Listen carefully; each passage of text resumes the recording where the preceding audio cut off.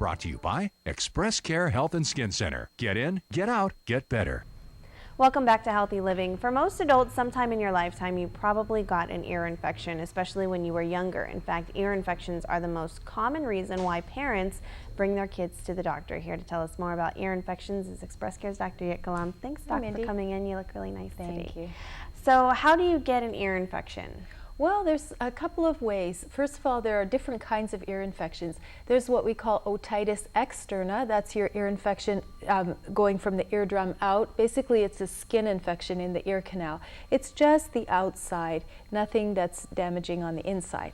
So that's basically what you call a swimmer's ear. And you get that from a little bit of water in your ear canal. Usually if people are using Q-tips or they're swimming in dirty water, they might get a little otitis externa. That's an external ear infection.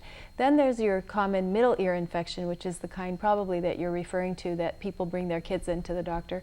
And that's from the eardrum in. That one you cannot see or touch. Only with the otoscope. When we look inside the ear, we can see that the eardrum itself is red, and behind the eardrum there's pus and infection. So how did that happen?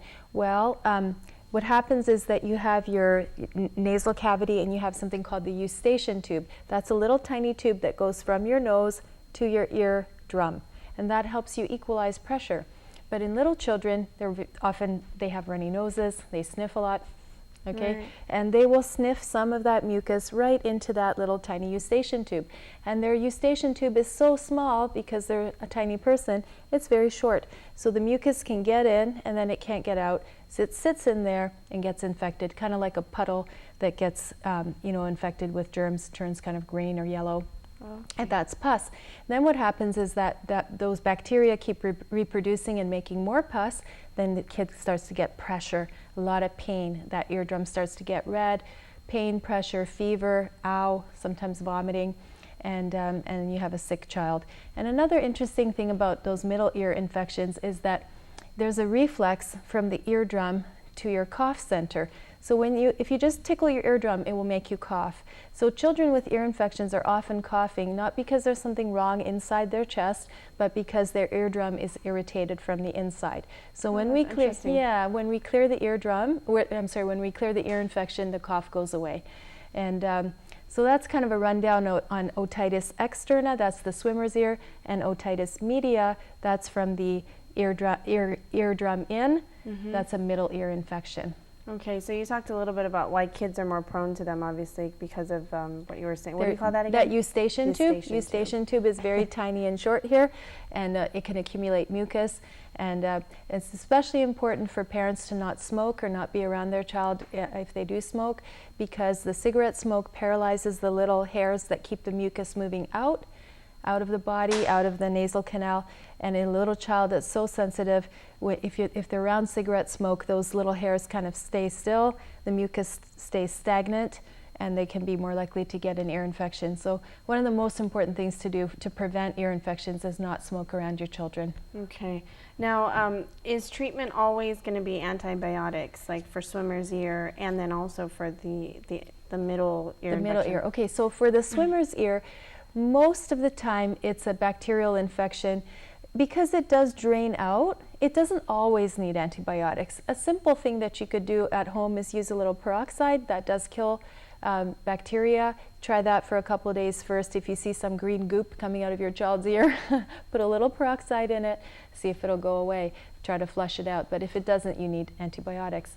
As far as the middle ear infections, those ones, 80% are viral. Meaning if your child has a red ear and a fever, and then the doctor says your child has an ear infection inside otitis media, 80% of that time that's a viral infection. It's a cold. It will go away all by itself. The other 20% of the time you need antibiotics. The problem is, how do you know which one is which? Right. Do you know that it's a viral or a bacterial? Well, you don't. So usually what we'll do is we'll say, look, let's watch your child for a few days, see if they're getting better. If they're getting better on their own, you don't need antibiotics. If they're not, then you do. Except in the very young child, a little baby, 1-year-old or so on, then we're a little bit more aggressive, especially if they're really sick, like they have a high fever, they're vomiting or dehydrated or something, very ill. But older children, we can afford to wait a few days. Okay, so we've talked a little bit about what it is and the symptoms and the treatment, but let's talk about, is there any way to prevent getting ear infections? Okay, yes. So as far as the swimmer's ear, the otitis externa, you can prevent swimmer's ear by, first of all, not picking at your ear with Q-tips and hairpins and chopsticks and whatever else people stick in their ear, because when you do that, you can scratch your skin of the ear canal, and then you'll be more likely to get an infection. So don't poke in your ear. The second thing you can do is, after going swimming in the ocean, or if you're in a swimming pool that's maybe not that clean, you can rinse your ear out with like a little bulb syringe, and you can use either vinegar, or you can use, again, a little diluted peroxide after you're going swimming or diving.